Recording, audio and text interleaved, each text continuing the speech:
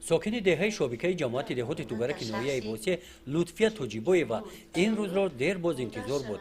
بعد 13 سال او با خواهرش بعد دیداربینی خواهرش رو به شهر سمرقند گسیل کرده این تاثیراتش رو به همسایه ها نقل میکند. شکرانه پروردگار که همه رها هوشیدن ما به دیدار همدیگر رسیدیم. اینا 13 سال می شود اپم در سمرقند زندگی میکنه. 38 سال می شود پدر مرد اکم مرد اولادم مرد ندیدیم. اینا 13 سال اینا اومد به دیدار همدیگر رسیدیم. لطفیه نقل میکنه که خواهرش سال 1988 از ناحیه واسه کلین شده به شهر سمرقند رفته آنجا زندگی میکرد. سالهای زیاد آنها همدیگر را ندیده کوشش میکردند که به دیدار همدیگر رسند.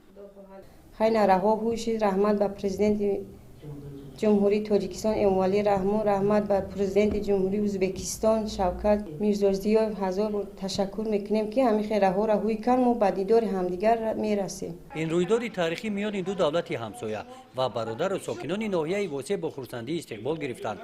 بخشیده به همین مناسبت اوایل رابطه های نوی دوستانه میان جمهوری تاجیکستان و جمهوری ازبکستان در مقامات اجرایی حکومت دولتی ناحیه واسه با اشتراک اهل جماعتچگی ناحیه همایش واسه برگزار گردید. در این همایش رهبران تشکیلات و مؤسسه ها سابقه‌داران مهنت برآمد نموده سیاست سازنده بنیادکارانه و انسانپرورانه پیشوای ملت پرزیدنت جمهوری تاجیکستان محترم امامعلی رحمان را جانبداری نمودند. اون رشته‌های تاریخی که حضرت جمعی و علیشیر نوایی بستند هیچگاه باید که گسسته نشود و همه وقت باید محکم باشد و مردم تاجیک و مردم ازبکستان مردم ازبک خویش تباری دارند. یک دوستی و یک رفاقت بسیار هزار ساله ها دارند که این رو هیچ وقت جدا کردن ممکن نیست.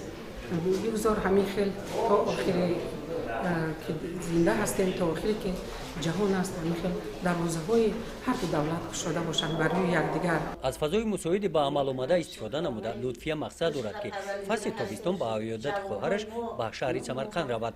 این آرزوی درینه او بود. گزارش خواجه نظریف، خدای نظر ظهوروف از ناحیه واسه برای برنامه اطلاعاتی نوید. سرون دولت هست عملی شهر پروردگار کردیم همه وقت